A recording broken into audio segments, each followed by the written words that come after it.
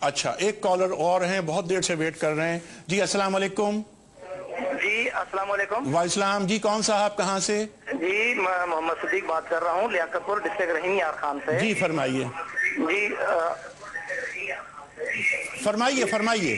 जी अर्जी है कि 1857 की जंगी आज़ादी के बाद जब अंग्रेजों ने अपनी जागीरें तमाम इंडियंस यानी उस वक्त मुत्तहदा हिंदुस्तान को अलाट की थी जी, तो उसके बाद जब पाकिस्तान 1947 में आजाद हुआ जी, तो ये जागीरें आज तक जब्त क्यों नहीं हुई और ये जब्त ना करने का फायदा किसको जा रहा है? बहुत अच्छा, बहुत जब तक ये आप जब्त नहीं करेंगे और उन जागीरदारों को फायदा देते रहेंगे उस वक्त बिल्कुल ठीक है, बिल्कुल ठीक है, आपकी बात पहुंच गई। और ये बहुत अहम बात है कि इस वक्त जो बड़े बड़े जागीरदार हैं उनके बड़ों ने, उनके अजदाद ने किन खिदमात के एवज ये जमीनें हासिल की थी, ये बहुत बड़ा क्वेश्चन मार्क है।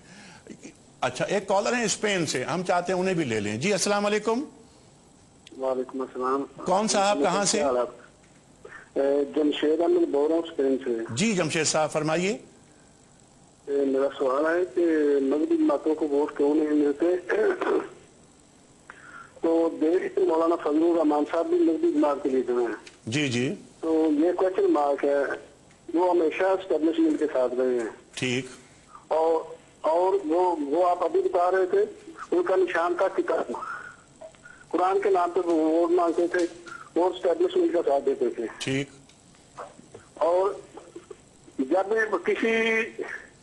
कोई जमात भी अगर बरसे इक़्तिदार है वो उनके साथ है। अच्छा। और वो जहां से वजारत मिलती है उनके साथ चले जाते हैं। ठीक है। नहीं, अब मैं सवाल आपकी खिदमत में ये पेश करूंगा कि ज़ियाउल हक साहब तशरीफ लाए 5 जुलाई 77 में, फौरी बाद जमात इस्लामी के वज़रा प्रोफेसर गफूर अहमद साहब, खुर्शीद अहमद साहब और महमूद आजम फारूकी साहब ने उन्हें ज्वाइन कर लिया, उनकी काबीना को। लेकिन तकरीबन 1 साल में उनकी समझ में यह बात आ गई कि हमने ये फैसला गलत कर लिया। फिर जब तक ज़ियाउल हक साहब को उन्होंने निकाल नहीं दिया, जमात इस्लामी ज़ियाउल हक साहब के पीछे पड़ी रही। तो इसमें तो कुछ गलतियां तो हो जाती हैं, लेकिन मजमूई तौर पर मजहबी जमातों ने फौज का साथ नहीं दिया। MRD में जमात इस्लामी शामिल थी। जी जी, ठीक है, कॉल मुकम्मल हो गए। ठीक है। अच्छा प्रोफेसर साहब, अब मैं चाहता हूं तफसील से गुफ्तगू, बहुत सारे सवालात आ गए, तबसरे लोगों के आ गए। सवाल हमारा ये था, मैं चाहता था कुछ इल्मी गुफ्तगू इसमें ये हो जाए। ये सारी मैंने नोट कर ली है, मैं उन्हीं चीजों पे। ठीक है। अच्छा, आप बिस्मिल्लाह कीजिए। गुजारिश ये है कि एक कॉलर ने भी ये बात कही और हमारे दोस्त ताज हैदर साहब ने भी, कि जी आज के जदीद मुआशरे का शऊर नहीं है, माशी मामलात को और मसाइल को नहीं जानते। ये बात मौलाना असद थानवी साहब ने तो तस्लीम कर दी, मैं तस्लीम नहीं कर रहा। अच्छा। इसलिए कि जितनी जदीद हालात से बाखबर जमात इस्लामी, मौलाना सैयद अबुल आला मौदूदी रहमतुल्लाह अलैह का लिटरेचर कोई आदमी भी पढ़ ले, इस्लाम और जदीद माशी नजरियात, उनकी सूद है उनकी किताब, माशियात इस्लाम है, यानी उसमें फिर प्रोफेसर खुर्शीद अहमद, फिर ये कि ये इसके साथ साथ ये कि सारी क़यादत जदीद पढ़े लिखी, यानी उनमें दीनी उलूम भी रखते हैं और जदीद हालात भी। हर बजट के मौके पे हमने तजावीज़ दी और हर बजट का हमारे ग्रुप डिस्कशन होती हैं, हमने तजज़िये किए, हमने पूरी जो है वो मुतबादल स्कीमें दी हैं, कौमी असम्बली में बोलते रहे, मेरे पास ये पूरी तफसील मौजूद है। और किसी और जमात का यानी बशमूल पीपल्स पार्टी अपोजिशन में उस वक्त थे और मुस्लिम लीग नून, किसी का कोई कंट्रीब्यूशन उस अंदाज का नहीं है जितना 57 प्राइवेट बिल हमने दिए हैं। और वो तमाम चीजें कि जो आम आदमी से मुतल्लक हैं, उसके मसाइल से मुतल्लक हैं, फिर कामयाब करवाए। 3 बिल हमने उस वक्त प्राइवेट बिल जो है वो कामयाब करवाए। फिर ये कि अभी हम इक्तदार में नहीं हैं, लेकिन हम करोड़ों नहीं अरबों रुपए की हद तक गरीब आदमी के काम कर रहे हैं। हमारी खिदमत, हमारे अस्पताल चल रहे हैं, डिस्पेंसरियां चल रही हैं, प्रैक्टिकल कर रहे हैं। हम उसके बाद 3000 वोट मिल रहे हैं। हम उसका मैं जवाब अलग देता हूं, लेकिन पहली बात यह है कि क्या हमारी साइड पे कोई कमी है? यानी जिन लोगों के बारे में बात करते हैं कि इनको वोट मिल रहा है, उनको 4-4 मरतबा इक्तदार भी मिला है। ये माशी मसाइल तो उनके पैदा किए हुए हैं ना। अगर मुल्क कर्जों की दलदल में है तो ये कर्जों की दलदल में किसने धकेला है? अगर 3,500 अरब रुपया कर्जा है, अगर 55 अरब रुपया कर्जा 55 ارب ڈالر کا ہم بیرون ملک کے مقروض ہیں. اگر یہاں پر خسارے کے بجٹ بنتے ہیں تو یہ کون بنا رہا ہے؟ اگر یہاں سے دولت لوٹی گئی ہے تو کس نے لوٹی ہے؟ یہ کہہ تو دیا تاج حیدر صاحب نے کہ جی NRO جو ہے وہ سیاسی انتقام ہے. اگر وہ سیاسی انتقام ہے تو آپ عدالتوں کا سامنا کرنے سے کیوں گھبرا رہے ہیں؟ پھر اس کے بعد یہ کہ یہ بھی سپریم کورٹ نے ابھی کیا ہے نا کہ پھر آئے ہیں اور سویس بینکوں میں نہیں گئے، سویس بینکوں میں نہیں گئے جہاں یہ ثابت ہو چکی ہے. بالکل ٹھیک ہے. پراچا صاحب آپ کی بات رہے گی جاری. نہیں میں جی آپ سے دوبارہ آؤں گا، میں دوبارہ بریک کے بعد آؤں گا، میں پورا وقت آپ کو دوں گا. اس وقت میں جانا ہے بریک کی جانب خواتین و حضرات، لیکن ہمارا موضوع ہے بحث NRO نہیں. ہمارا موضوع بحث یہ ہے کہ مذہبی سیاسی جماعتیں بہت سارے کام کرتی ہیں، گنوا دیے فرید پاچا صاحب نے، ہاسپٹلز، غریبوں کی مدد، بیواؤں کی شادیاں، بلا بلا بلا بلا.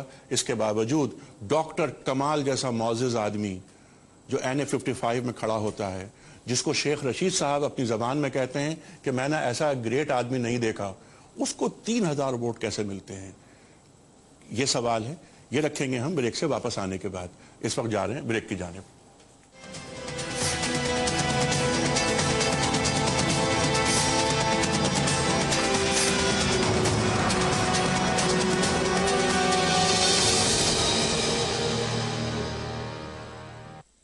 ویلکم بیک خواتین و حضرات. آغاز کے ساتھ ایک بار پھر حاضر. خواتین و حضرات، بات ہو رہی ہے کہ لوگ مذہبی جماعتوں کو ووٹ کیوں نہیں دیتے. ایک کالر ہے ہمارے ساتھ، ان سے ہم بات کر لیتے ہیں. جی السلام علیکم. وعلیکم السلام. جی کون صاحب کہاں سے بول رہے ہیں؟ حافظ صلاح الدین سلفی تربت سے بات کر رہا ہوں. جی فرمائیے. میرا سوال جناب تاج حیدر صاحب سے، وہ خورشید صاحب کے مسئلے پہ وضاحت پیش کر رہے تھے کہ وہ عام طبقے سے پیپلز پارٹی میں ٹکٹ دیا گیا اور ان کو عام طبقے کو پیپلز پارٹی مطلب عام طبقے کو ووٹ دیتی لوگ. تو میں ان کو یہ مثال دینا چاہتا ہوں، ابھی جو حالیہ الیکشن ہوئے PP 25 بلوچستان جعفر آباد میں، پیپلز پارٹی کا جو امیدوار تھا میر عطا اللہ بریدی، جس کا عام طبقے سے تعلق تھا اور وہ تعلیمی یافتہ تھا. بلوچستان میں پیپلز پارٹی ہمیشہ سردار مخالف ان کا ایک سوچ رہا ہے. اچھا برادر، یہ ہمارا موضوع سے سوال متعلق نہیں ہے. آپ کا بہت شکریہ پاچا صاحب، کیونکہ وقت بہت محدود ہے ہمارے پاس. ہم چاہتے ہیں کہ گفتگو آپ لوگ فرمائیں.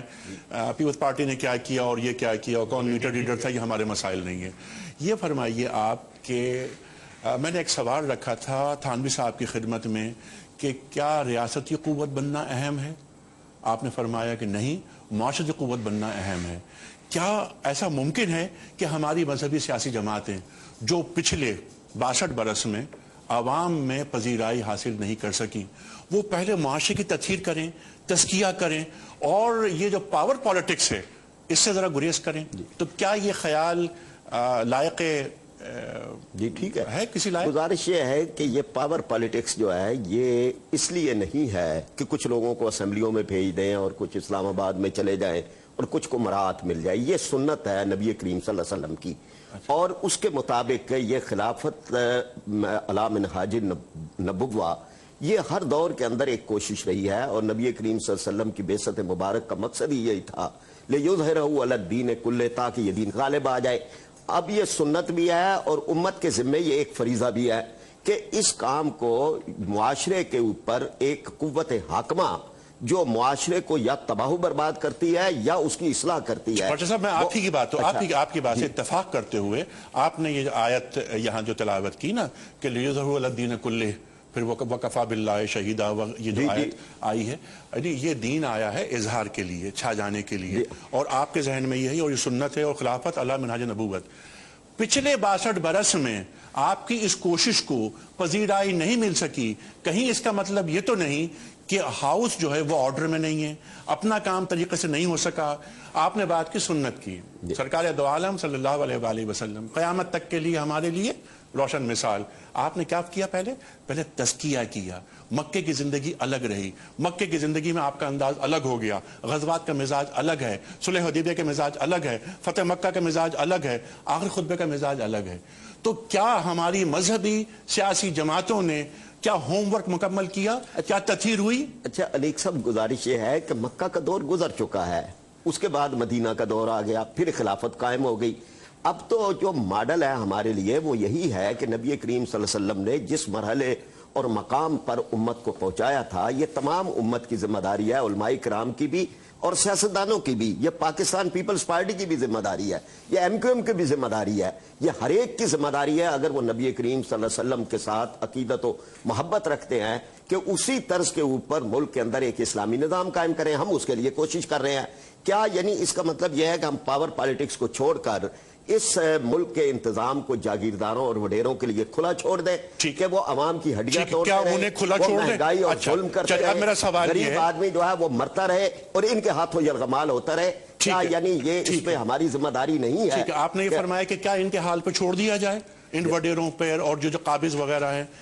دیکھیں، آپ اپنی بات پیش کرتے ہیں، مذہبی سیاسی جماعتیں اپنا دین پیش کرتی ہیں یا دین کی کا فہم پیش قبول کر رہا ہے. میں ذرا وہ بھی بتاتا ہوں. تفہیم دیکھیے، میرا سوال یہ ہے 2002 کا الیکشن ہے. میں اب آپ کے سامنے اس میں 31,81,000 ووٹ لیے ہیں.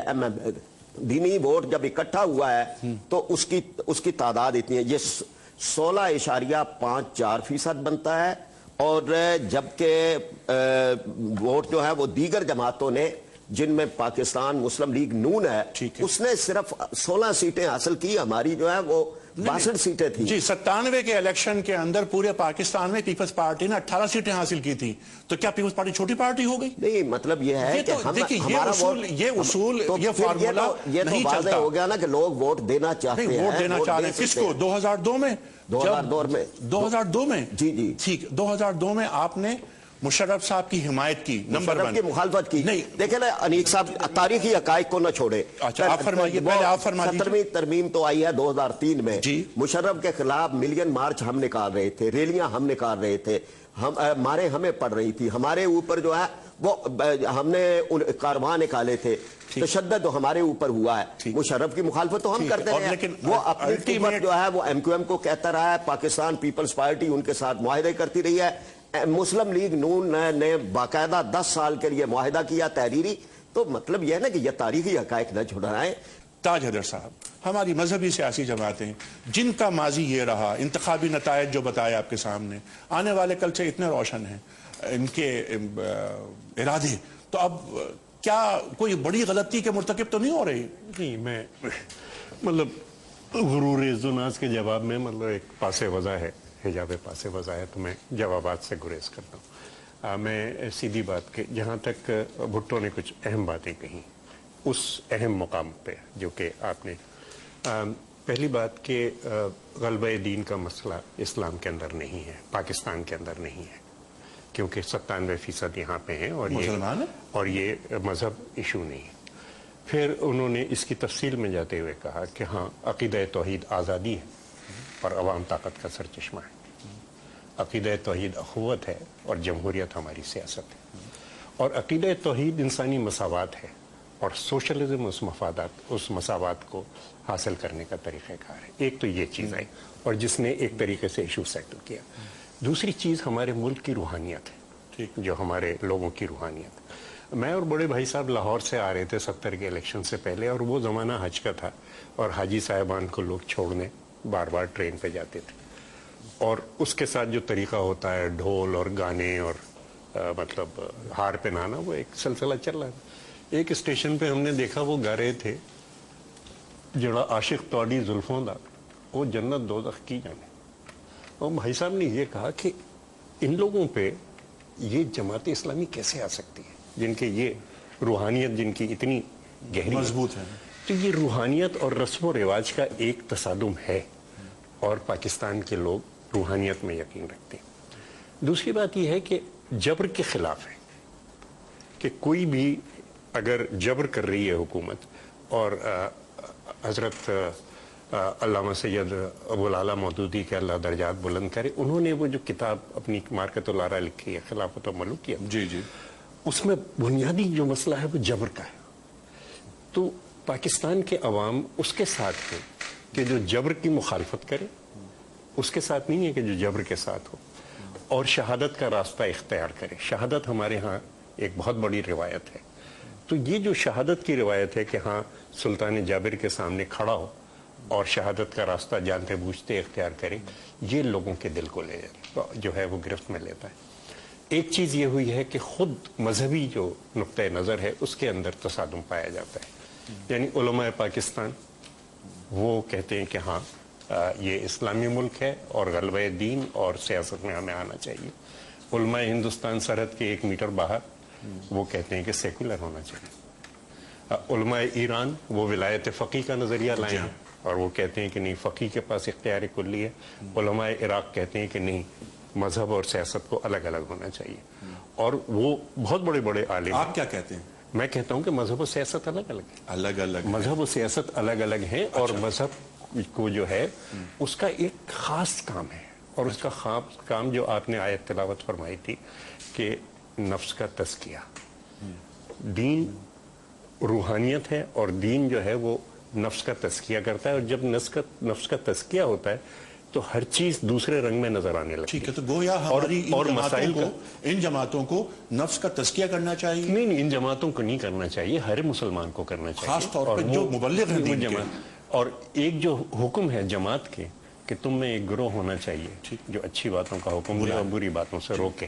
لیکن وہ گروہ وہ نہیں ہے کہ جو آ کے اقتدار پہ قبضہ کرے اور یہ کرے اور اچھی باتوں کا حکم. راجہ صاحب یہ کہتے ہیں اقتدار پہ اگر ہم نہیں پہنچیں گے تو پھر معاشرے پر اسلامی قوانین نافذ کیسے ہوں گے؟ عقیدہ توحید سے اگر الگ ہو جائیں گے، مساوات، اخوت، آزادی، اگر اس کو ہم چھوڑ دیں گے، جو ایک بڑی بات ہو رہی ہے دین کے اندر جو خرابی پیدا ہوئی اور اللہ ان کی بھی مغفرت کرے ضیاء الحق صاحب کی، کہ انہوں نے رسم و رواج بنا دیا دین کو اور جو دین کی روح تھی کلچر بنا دیا. یعنی یہ کہ اس کے بعد انہوں نے اسٹیبلشمنٹ کو یہ کام دے دیا کہ وہ اپنی مرضی کے مطابق اسلام پروان چڑھائیں. اب کیٹرنگ کر کے لوگ بلائے جاتے ہیں کیٹرنگ والے اور وہ اپنے. اب کیونکہ 2-3 منٹ رہ گئے ہمارے روحانیت ختم. اسد تھانوی صاحب ایک بات جو فرمائی تاجر صاحب نے، میں چاہتا ہوں آپ کے کمنٹس اور آپ دونوں کے کمنٹس آ جائیں کہ دین اور سیاست کو الگ ہونا چاہیے. مذہبی سیاسی جماعتوں کو سیاست میں آنا ہی نہیں چاہیے، ان کا کام ہے نفس کا. ٹھیک ہے، وہ الگ بحث ہے. دیکھیے گزارش یہ ہے کہ ہمیں ہر معاملے میں قرآن اور حدیث کی طرف دیکھنا ہوگا بحیثیت مسلمان کے. جیسے 97% مسلمان ہیں. جناب محمد رسول اللہ صلی اللہ علیہ وسلم نے مدینہ منورہ میں اسلامی ریاست پہلی قائم کی اور مدینہ منورہ میں پہلی اسلامی ریاست قائم ہوئی اور حضور کے بعد وہاں خلافت چلی. تو مذہب اور سیاست جو ہے وہ آپس میں اس طرح ملے ہوئے ہیں. اور حدیث شریف میں آیا کہ جناب رسول اللہ صلی اللہ علیہ وسلم نے فرمایا کہ بنی اسرائیل کے زمانے میں جو لاتعداد نبی آئے تسوسہم الانبیاء، یعنی ان کی جو سیاست ہے وہ انبیاء کیا کرتے تھے. ابھی گزارش یہ ہے کہ 200 برس ہم پہ چونکہ 200 برس چونکہ ہم پہ انگریز نے حکومت کی ہے اور ہمارا معاشرہ جو ہے اس کی فیبرک ابھی تک صحیح طور پر بیٹھی نہیں ہے، لیکن مذہب اور سیاست کو علیحدہ نہیں کیا جا سکتا. جی رضا بھائی آپ کا صرف ایک جملہ یہ آ جائے، کیا دینی مذہبی جماعتوں کو سیاست میں آنا چاہیے؟ تاج حیدر صاحب پٹ چکے بار بار پٹتے چلے آ رہے ہیں، ہر شخص مسترد کرتا چلا رہا ہے، متواتر ان کو دھتکارا جا رہا ہے. اصلاح معاشرہ کرنا چاہیے.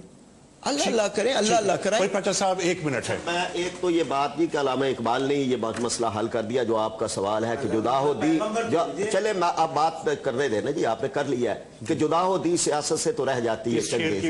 اور اس کے بعد یہ کہ قرآن پاک کی جس آیت کا انہوں نے حوالہ دیا ہے امر بالمعروف، معروف کا حکم حکومتیں دیتی ہیں، مولوی حکم نہیں دیتا. ٹھیک ہے، یہ کام جو ہے یہ حکم کے ساتھ. یہ بتائیے کہ ٹھیک ہے آپ کی بات صحیح ہے، سیاست میں رہنا چاہیے.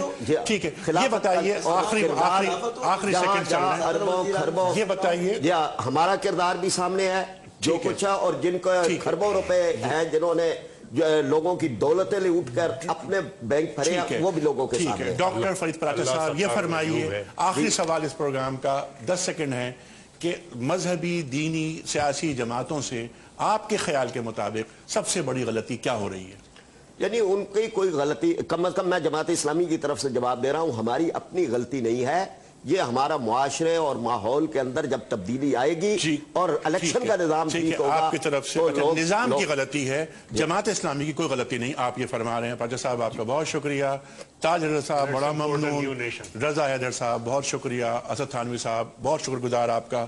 محترم خواتین و حضرات، مذہبی جماعتیں کیوں ناکام ہوتی ہیں انتخابی سیاست میں؟